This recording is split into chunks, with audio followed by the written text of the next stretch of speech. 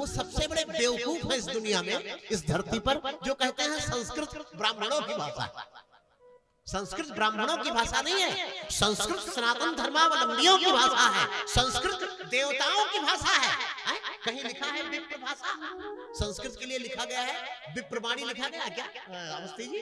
देववाणी, संस्कृत के लिए देववाणी शब्द का प्रयोग हुआ है। इसका तात्पर्य है कि वो देवताओं की भाषा है, वो ब्राह्मणों की भाषा नहीं है।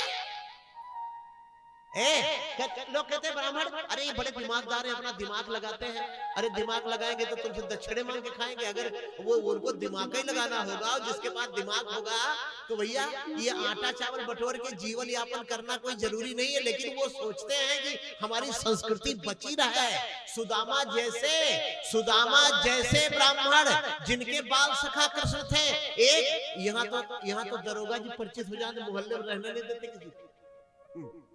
हाँ जी, ज्यादा होश में रहना। एक फोन करूंगा, अभी पूरी गाड़ी आएगी पुलिस की, बांध के ले जाएगी। और जिसके बाल सखा श्री कृष्ण हो, उनकी पत्नी सुशीला ही नहीं जान पाई थी कि कृष्ण के साथ पढ़ता था जो 2 दिन से भूखा बैठा है।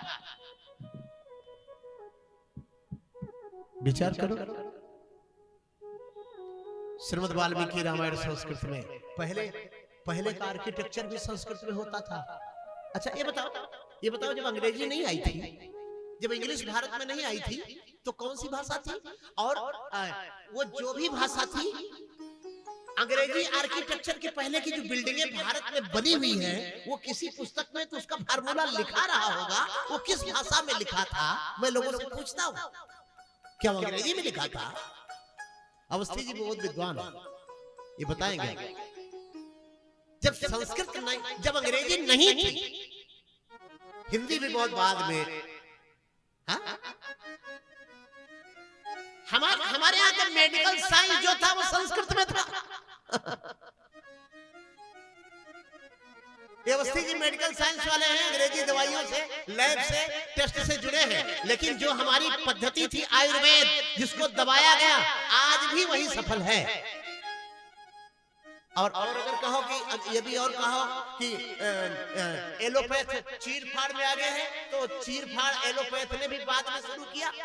डॉक्टर हनीमैन ने जोर से हल्ला मचाया, ये दवाइयां खाना बंद करो।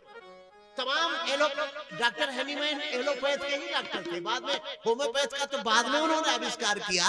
और आचार्य सुश्रुत पहले हमारे यहाँ के शल्य चिकित्सक थे।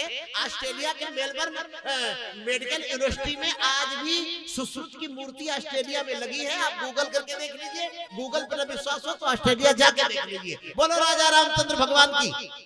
ये भारतीय, चाहे वास्तु विज्ञान हो चाहे शिक्षा, लॉर्ड मैकाले ने इसको कूच के खत्म किया। कहा इसको खत्म करो, ये विश्वगुरु नहीं बने रहेंगे तो किसी की दाल गलने वलने वाली नहीं है। बार भाई लॉर्ड मैकाले। आज WHO के गाइडलाइन में ट्रीटमेंट चलता है चिकित्सा का, और लॉर्ड मैकाले की गाइडलाइन में भारत की शिक्षा चलती है। आपकी गाइडलाइन में क्या चल रहा है? कुछ नहीं।